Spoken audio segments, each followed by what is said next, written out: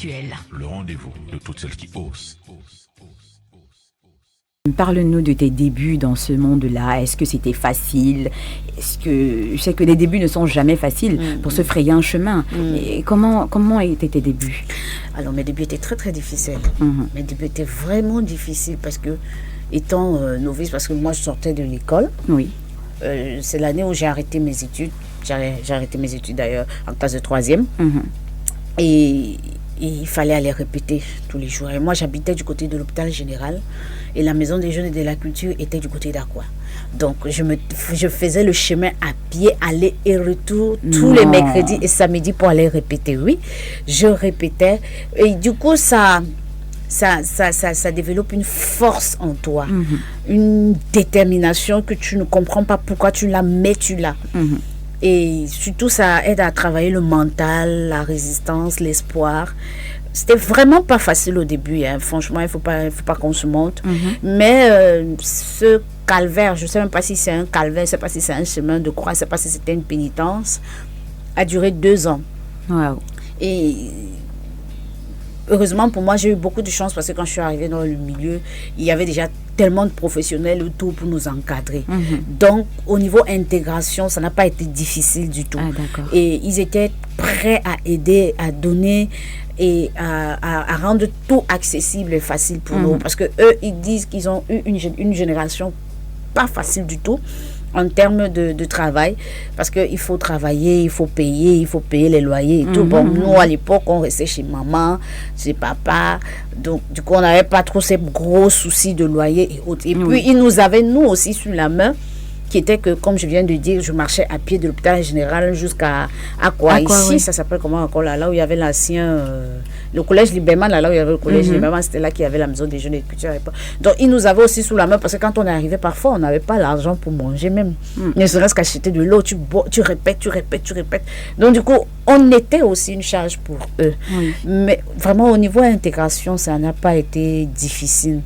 Bon, peut-être parce que ça peut avoir été un peu difficile parce que quand tu ne comprends pas encore les codes véritables du métier de la scène, du jeu, et que tu es encore à l'école en train d'apprendre, honnêtement, c'est pas évident. Mais sinon, en dehors de la pénitence que je faisais tout le temps pour aller faire l'art, mais côté artistique, ce n'était pas compliqué. Et notre génération aussi, à cette période-là, a eu beaucoup de chance. C'était la période où les projets arrivaient beaucoup au Cameroun. Et les gens voulaient beaucoup travailler avec des comédiens qui venaient de Douala. Donc, c'est ça qui a un peu accéléré notre formation et nous a vite rendus professionnels dans le métier qu'on faisait. Parce qu'on ne travaillait pas qu'avec les metteurs en scène de Douala, les comédiens de Douala. On se retrouvait qu'on travaillait avec des metteurs en scène qui venaient de Yaoundé, de Bafoussam.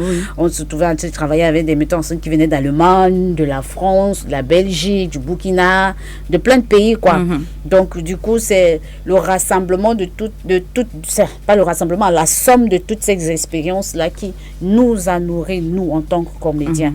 Donc, vraiment, les débuts, ça n'a pas été... C'était pas difficile pour nous, artistiquement parlant. D'accord. Alors, dans vos débuts, est-ce que vous avez une petite anecdote à nous raconter, un petit truc qui vous a marqué en début de votre carrière? Alors, en début de carrière, ce qui m'a marqué, c'est que le premier rôle que je jouais, parce que ce que je n'ai pas noté tout à l'heure, c'est que je suis entrée à l'atelier théâtre de la Maison des Jeunes et de la Culture. Et le premier rôle qu'on m'avait donné, c'était le rôle d'une nordiste. Une femme féministe qui était femme épouse d'un haut ministre. Et vraiment, ça se passait dans le milieu, le milieu gouvernemental, riche, la classe riche et autres. Mais sauf que c'était des femmes qui étaient en souffrance dans leur âme. Par exemple, le premier ministre battait sa femme. Moi, j'étais la femme du ministre je pense de la Défense, quelque chose comme ça. Et je devais représenter la femme du Nord. Donc, il fallait que je joue la femme du Nord. Il fallait rentrer dans le personnage. Il fallait parler comme elle. Il fallait... Mon Dieu, de toute façon, j'ai trimé pour faire ça. On peut avoir un exemple? Ça fait tellement longtemps que je ne peux plus me rappeler. De toute façon, j'ai trimé pour jouer ça. C'était la première fois pour moi d'incarner un personnage. Donc, du coup, de toute façon, j'ai trimé pour faire ça. Mais au final, quand j'ai réussi à le travailler, c'était le personnage le plus aimé de tout le monde.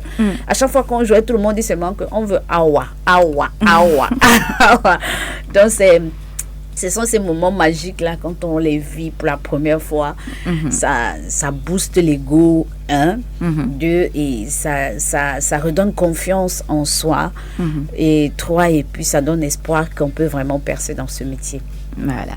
Alors, c'était quoi, on a dit qu'on se tutoie, je vais me perdre avec les vouvoiements. Alors, c'était quoi le premier rôle qui a vraiment boosté ta carrière? Alors, moi, je n'ai pas vraiment eu de grand rôle qui booste ma carrière. J'ai toujours eu la chance d'incarner des rôles qui sont très, très difficiles. Et du coup, ça a toujours un impact, peu importe, quoi qu'il en soit, dans ma carrière d'artiste. Vraiment, j'ai jamais eu des rôles très faciles à jouer. J'ai toujours eu des rôles très compliqués, vraiment très, très compliqués. Mais à chaque fois que tu passes à la télé, ça fait un carton. Ouais. Comment tu nous expliques ça? Après là, maintenant, après ça, il faut seulement dire merci à Dieu, parce que c'est Dieu qui sait comment il fabrique chaque être humain. C'est Dieu qui sait quelle est l'aura qui donne à tel projet. C'est Dieu. Il n'y a que Dieu seul, c'est lui le maître qui décide. Et moi, je pourrais que lui dire merci tous les jours et le louer tous les jours, parce qu'il y a plein de projets qui naissent, mais qui n'ont pas le même impact, qui n'ont pas l'impact par exemple, des films dans lesquels je joue. Et pour moi, je dirais tout simplement que c'est God qui sait. Par exemple, le blanc de Yenga, ça a été... Justement, j'allais parler du blanc de Yenga.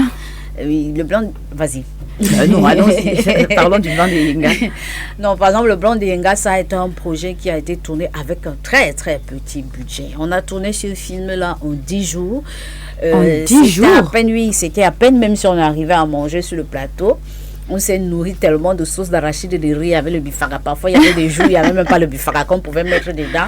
Mais tout le monde croyait au projet et tout le monde se disait, on va le faire et on va y arriver. On l'a tourné en 10 jours. Wow, et on a eu beaucoup de difficultés sur le plateau, parce que le blanc qui devait jouer à la base, le blanc de Yenga qui devait être Soukous Makoul, qui a désisté à la dernière minute, il a dit que non, il ne peut pas, machin. Donc, on s'est retrouvé à Kribi en train de vouloir tourner sans blanc. Incroyable. Incroyable, vraiment. et comment on appelle, c'était le chef décorateur Saint-Papi et Massana Biroko, celle qui joue ma belle-mère, qui joue ma tante sur le projet. Film, oui. Et ils ont vu un blanc courir, faire son sport là. Bah oui, il faisait son sport là, comme ça, là, à Kribi. Ils sont partis stopper le père d'autrui, pour demander au père d'autrui que bon, on cherchait un blanc pour tourner. Est-ce que tu peux est-ce que tu peux venir nous aider? Lui aussi, très amoureux de sa femme, dit, ah mais non, je ne peux pas tourner sans avoir l'autorisation de ma femme. Il faut que j'aille demander à ma femme si je peux tourner, parce que vous savez, tout le monde se m'a dit que va seulement demander. Et Dieu merci, il est parti demander à madame a accepté. Mais il était le mec le plus cool sur le plateau. Mais oui, mais il a tellement bien joué. On aurait dit qu'il a eu son script en 10 jours. C'est un exploit. Oui, c'est vraiment un exploit. Et puis, il était bien coaché, parce que encore qu'il n'avait jamais fait cinéma. Non. Ouais, il n'avait jamais fait cinéma, et Thierry, ça, sur ce coup-là, en termes de direction d'acteur, il est très bon. Il est très, très bon. Donc, il a bien dirigé Roland, et puis Roland a donné le truc, quoi.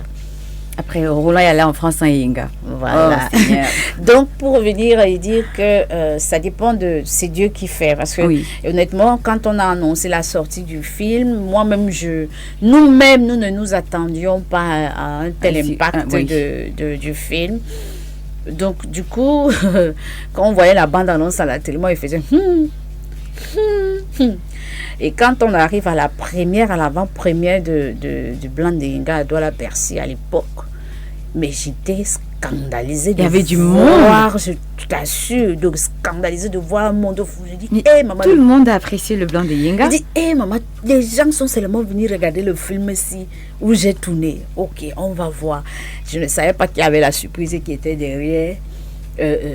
Cette séquence, la fameuse séquence du cyber. Donc, je ne m'attendais pas à ça. Quand on a tourné, moi je le faisais juste moi pour m'aider à jouer. C'était pas prévu en fait. C'était c'était pas une scène écrite, non. C'était une scène écrite. On a mis Eyenga assise derrière la machine en train de causer, en train de faire des gestes pour montrer au blanc et tout. Et moi, j'ai lu le scénario, je l'ai imaginé dans ma tête et je me suis dit, bon, pourquoi je vais faire semblant? De toute façon, on ne va pas montrer. Mieux, j'y vais à fond pour être vrai et sincère dans le jeu. C'était tellement réel, ça faisait tellement réel. Et du coup, quand j'arrive à l'avant-première, on m'a montré ça. De toute façon, je me suis courbée que, Seigneur, je ne veux pas le scandale dans ma vie. Et Dieu, je ne veux pas le scandale dans ma vie. Tiens, c'est la scène là que tout le monde était seulement dedans qu'on va seulement voir le film ici. Est-ce que tout le monde a apprécié? C'est Dieu qui sait comment il fait ces choses. Un film où on a beaucoup souffert, on a beaucoup pleuré, où Thierry a beaucoup pleuré, c'est ça qui vous a propulsé au devant de la scène. C'est ça qui a propulsé. Oh, il y a plein de projets où des gens mettent beaucoup d'argent, mais qui ne voient pas le jour. Qui voient même le jour, mais qui n'ont pas le même impact. Voilà, donc c'est pour dire que c'est Dieu. Ça, c'est vraiment Dieu. Mais aussi, c'est un espoir de réaliser un film en 10 jours. Moi, je sais que pour faire un film ou même des documentaires, c'est des années. C'est des années de préparation. C'est des années de tournage. On ne fait pas des... C'est un exploit. On dit que rien n'est impossible au Camerounais. Quand vous croyez en quelque chose, vous vous investissez. J'avais oublié que le Camerounais, vraiment, rien n'est impossible pour lui. Alors, on va prendre une petite pause musicale. Ne vous déconnectez pas. Norma n'a pas fini de nous raconter tout ce qui s'est passé derrière la scène du Blanc d'Eyenga. À tout de suite. Le rendez-vous de toutes celles qui osent.